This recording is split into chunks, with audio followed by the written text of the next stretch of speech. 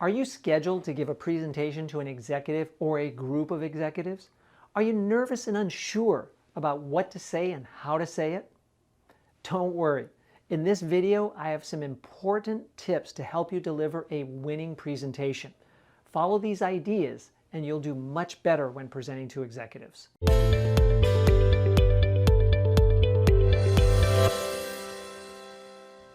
All right, you have an important presentation coming up and you don't want to do poorly because you'll be in front of a group of executives. That's definitely not the time to get it wrong. Follow these ideas and you'll be much likelier to nail it and impress this group. Here's the first tip. Know your material inside and out. You shouldn't have any uncertainty about what you're going to say.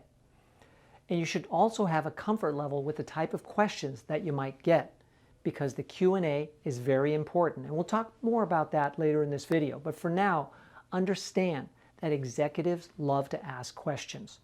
So if you have 15 minutes for the presentation, set aside 7.5 for the presentation and 7.5 for the Q&A.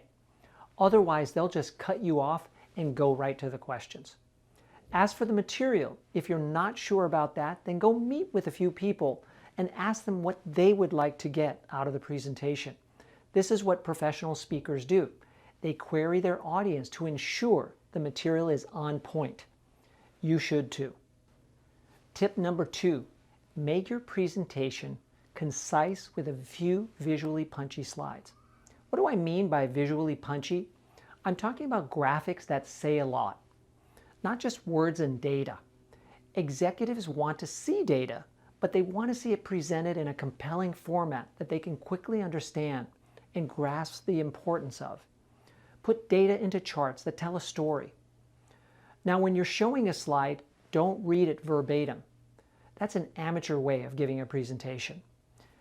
Instead, think about how to interpret the material on the slide. Tell the story behind the words and the charts. What are they saying? What actions are they driving? What conclusions might people come to when they see these visuals? Remember, don't read slides, interpret them. By the way, knowing that you are going to get lots of questions should inspire you to keep your slide count to a minimum. When your slides get bloated, executives get impatient, and they will tell you to skip to the end and get to the bottom line of your presentation. So don't make them have to do that. Keep your slides lean. For example, if you're thinking you should have 20 slides, find out how to get them down to 10. Here's the third tip. Set the stage for what's to come next in your presentation. You can do this by employing what I call transitional statements. For example, if on the next slide you have some important data, you'll say, "And now I'm going to present our greatest challenge." That's the setup. Then you show the slide with the text or visual data presenting the challenge. After discussing the slide, you can say, "We have several strategies for confronting the challenge, and I'd like to present those next." Then you go to the slide with the strategies. It's impressive. A side tip, never present problems without presenting solutions. Just as you would in any meeting or one-on-one, do this also in a presentation. When you know your material inside and out, you can use these transitional statements, which will really set you apart from the average presenter. Here's tip number 4.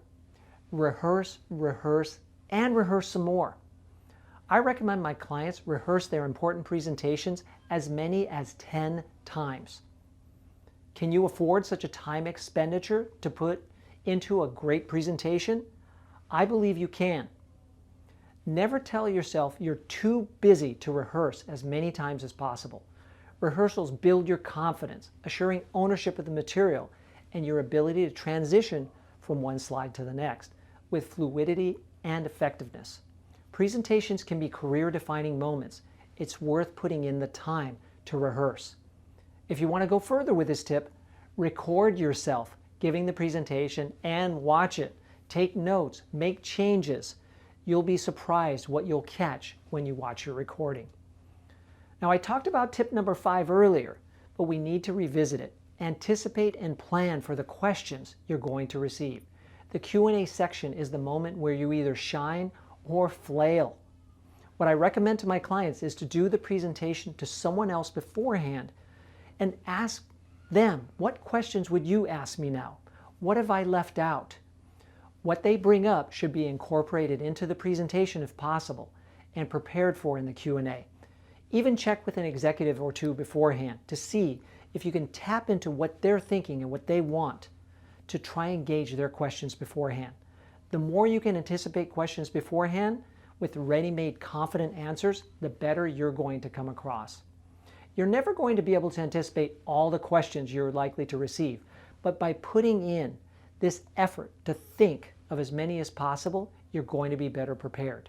Better yet, you'll answer many of them in your presentation, which will really impress the executive team. The next tip is about your look. I worked with an image consultant years ago, and it helped me a lot. Honestly, I didn't know what I didn't know. She gave me tips that helped me to look more professional and better put together right away. If you think there may be some blind spots for you when it comes to your appearance, meet with an image consultant. They'll tell you the truth and earn your appreciation. It really can make a difference. My last tip applies to remote presentations, such as with Zoom and Teams. You likely already know the basics for remote presentations. Show a clean background, choose outfits that look good on camera, and use adequate lighting and audio. If getting a separate camera and professional mic is in order, invest in the tech.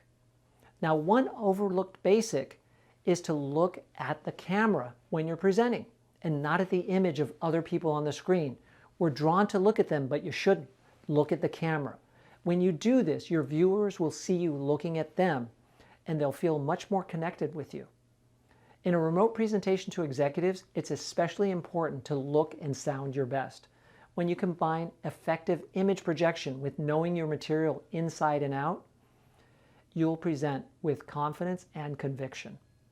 You're setting the stage for a winning presentation with decision makers. I hope these tips help you deliver a better presentation all the time, but especially to executives at your organization.